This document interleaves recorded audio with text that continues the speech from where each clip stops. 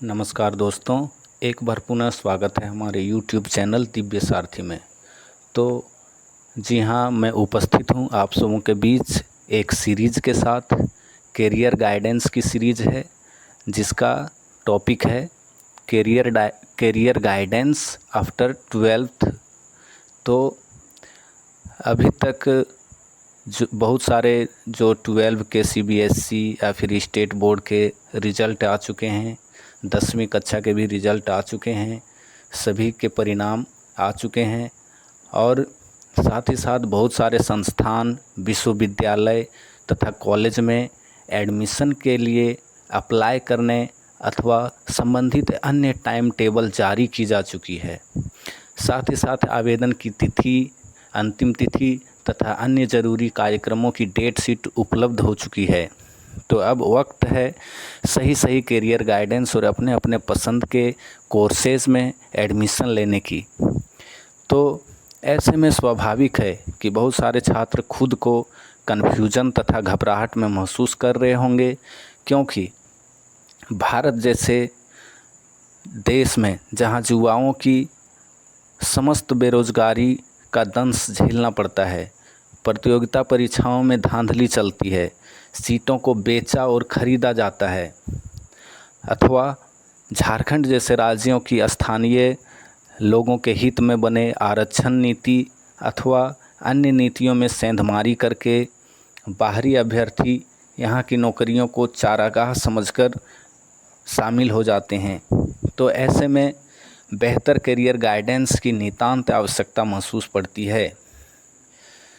तो मैं आज के इस करियर गाइडेंस सेशन की शुरुआत करता हूं, ताकि हमारे युवा अथवा हमारे झारखंड राज्य के युवा बेरोजगार न रह सकें। अवश्य रूप से मैं कुछ अन्य टिप्स भी बताऊंगा जो आप सबों को अवश्य फ़ायदा पहुंचाने जा रही है। दोस्तों, चूँकि मैं जिस फील्ड से हूं उसी से संबंधित कोर्सेज़ की अपनी चर्चा में शामिल करूंगा। मैं एक रिहैबिलिटेशन प्रोफेशनल हूं। मैंने रिहैबिलिटेशन काउंसिल ऑफ इंडिया द्वारा मान्यता प्राप्त 2 कोर्सेज़ से प्रमाण पत्र प्राप्त किया हूं तथा RCI से रजिस्टर्ड भी हूं। वर्तमान में मैं सेंट्रल गवर्नमेंट में रेलवे परिवार का हिस्सा हूं, किंतु सच पूछिए तो इन दोनों स्पेशलाइज्ड कोर्सेज़ की वजह से जॉब की चिंता कभी भी नहीं हुई थी, न हुई है और न होगी। इस तरह की स्पेशलाइजेशन ही है कि अगर इस बेरोज़गारी के समय में भी आप इस तरह की स्पेशलाइजेशन प्राप्त करते हैं और इंटरेस्ट रखते हैं तो बेशक भविष्य में कोई चिंता होगी ही नहीं। मैं दावे के साथ कह सकता हूं, वर्तमान परिस्थिति को देखते हुए अभी उच्च शिक्षा के साथ साथ कुछ अलग स्पेशलाइजेशन की आवश्यकता पड़ती ही है, चाहे वो टेक्निकल फील्ड में हो अथवा प्रोफेशनल फील्ड में। स्किल बेस्ड कोर्सेज जो आपको भीड़ से अलग करती हो, इन्हीं स्पेशलाइजेशंस में मेरा इंटरेस्ट था और अभी भी है, जिसके कारण करियर संबंधी कोई दिक्कतें नहीं आई। तो बिना विलंब किए चलते हैं। मैं आज कुछ चीज़ें प्रूफ के साथ दिखाऊंगा ताकि आप बेहतर समझ पाएँ। तो लीजिए, आप लोग के समक्ष मौजूद है विज्ञापन संख्या 13/2023 जो JSSC की वेबसाइट पर भी मौजूद है। यह विवरणिका झारखंड प्रशिक्षित प्राथमिक शिक्षक संयुक्त प्रतियोगिता परीक्षा 2023 JTPT CCE 2023 की है। मुख्य रूप से इसकी योग्यता वाले कॉलम में आपका ध्यान आकृष्ट कराना चाहूँगा। क्रमांक संख्या 1 पर इंटरमीडिएट प्रशिक्षित सहायक आचार्य कक्षा 1 से 5, इसका वेतनमान लेवल 4 25,500 से 81,100 तक। इसमें आप न्यूनतम शैक्षणिक योग्यता देख रहे होंगे जो सरकार द्वारा मान्यता प्राप्त संस्थान से होनी चाहिए। तो मैं आपका ध्यान आकृष्ट कराना चाहूँगा, जो मैंने हाईलाइट कर रखा है, न्यूनतम 50% अंकों के साथ +2 उत्तीर्ण या उच्चतर माध्यमिक अथवा इसके समकक्ष तथा शिक्षा शास्त्र विशेष शिक्षा में द्विवर्षीय डिप्लोमा। जी हाँ दोस्तों, मैं जो रिहैबिलिटेशन काउंसिल ऑफ इंडिया अर्थात भारतीय पुनर्वास परिषद के जो नोटिफिकेशन के चर्चा के साथ मैंने यूट्यूब चैनल की शुरुआत की है, तो मैं यहाँ पे उसी डीएड इन स्पेशल एजुकेशन, डीएड विशेष शिक्षा का ही बात कर रहा हूँ, जो द्विवर्षीय डिप्लोमा कोर्स होती है। तो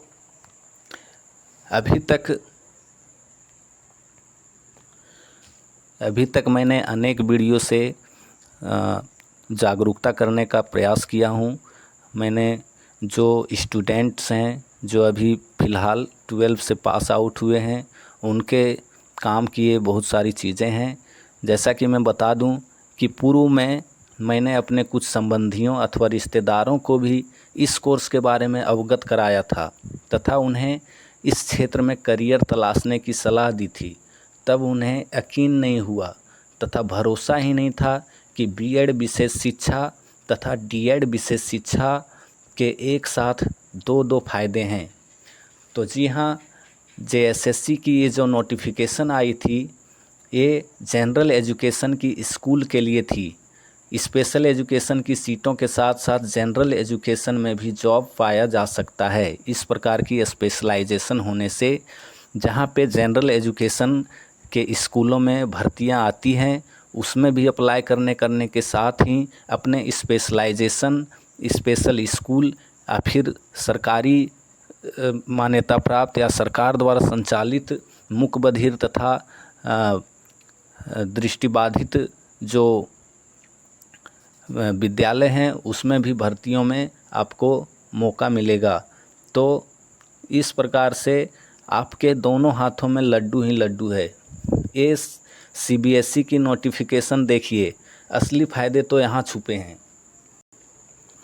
सीबीएसई के द्वारा जारी सर्कुलर से यह पता चलता है कि सीबीएसई ने स्ट्रिक्टली ये आदेश दिया हुआ है कि जितने भी सीबीएसई से एफिलेटेड स्कूल हैं, उसमें कम से कम एक स्पेशल एजुकेटर यानी विशेष शिक्षक जो दिव्यांगता के क्षेत्र में स्पेशलाइजेशन प्राप्त करते हैं, उन्हें अवश्य नौकरी प्रदान की जाए ताकि विद्यालय में पढ़ रहे दिव्यांग बच्चों को विशेष शिक्षा प्राप्त हो सके।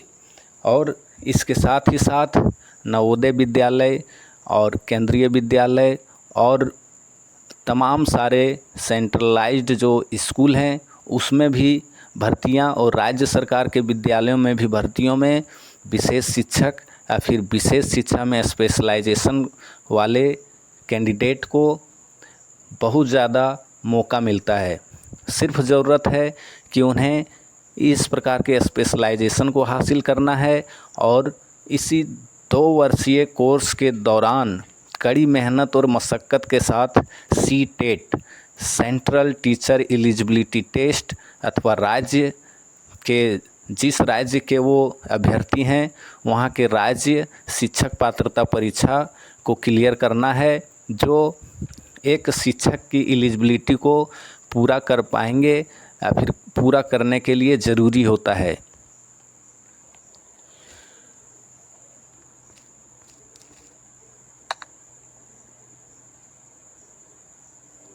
अब मैं आप सबों को विशेष रूप से बताना चाहूँगा कि डीएड स्पेशल एजुकेशन में कौन कौन से कोर्स हैं या फिर डीएड स्पेशल एजुकेशन किस किस स्पेशलाइजेशन में होती है।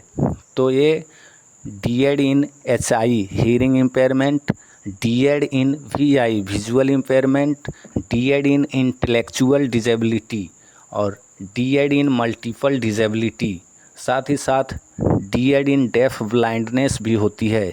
और इसके अलावा बीएड स्पेशल एजुकेशन, जिस तरह डीएड स्पेशलाइजेशन के कोर्स हैं, उसी तरह बीएड के भी स्पेशलाइजेशन हैं। BEd in HI, BEd in VI, BEd in IDD, BEd in multiple disability. और इसके अलावे अगर आप अन्य इसी तरह की हायर एजुकेशन लेना चाहते हैं तो एमएड के भी कोर्सेज़ हैं। एमएड के सभी स्पेशलाइजेशन उपलब्ध हैं। तो जितने भी लर्नर्स हैं, जितने भी पास आउट स्टूडेंट हैं, मैं आप सबों को बता देना चाहूँगा कि डीएड स्पेशलाइजेशन जो है वो क्लास 1 to 5 के लिए होता है और बीएड स्पेशलाइजेशन जो है क्लास 6 to 8 के लिए होता है। तो डीएड के लिए आपकी योग्यता होनी चाहिए 12 पास किसी भी स्ट्रीम में, और बीएड के लिए आपकी योग्यता होनी चाहिए होती है ग्रेजुएशन किसी भी स्ट्रीम में। तो ये यदि न्यूनतम योग्यता आपके पास है तो आप इसमें एडमिशन लेकर इस कोर्स को कंप्लीट करके सीटेट क्वालिफाई होना पड़ेगा, और तब आपको किसी प्रकार से जॉब की कोई चिंता नहीं रहेगी। तो मैं अभी आपको कैरियर गाइडेंस के सीरीज़ नंबर 1 में आपसे बात कर रहा था। तो आगे बहुत सारे सीरीज़ के साथ मैं उपलब्ध होऊंगा। अभी तक मैंने चैनल को सब्सक्राइब करने को नहीं कहा हूं, किंतु कैरियर गाइडेंस का सीरीज़ चलने वाली है, तो अपडेट मिस ना हो इसलिए नोटिफिकेशन के लिए सब्सक्राइब और लाइक करें और हमारे चैनल के साथ जुड़े रहें। अभी आगे वाले सीरीज़ में मैं एक से बढ़कर एक कोर्स के साथ उपलब्ध रहूँगा और आप सबों का समुचित गाइडेंस करूँगा, ताकि आप अपने भविष्य और अपने रोज़गार के लिए चिंतित ना हो और कभी किसी प्रकार की परेशानी ना हो। तो इतना ही इस सीरीज़ में। आप सबों का बहुत बहुत धन्यवाद और नमस्कार।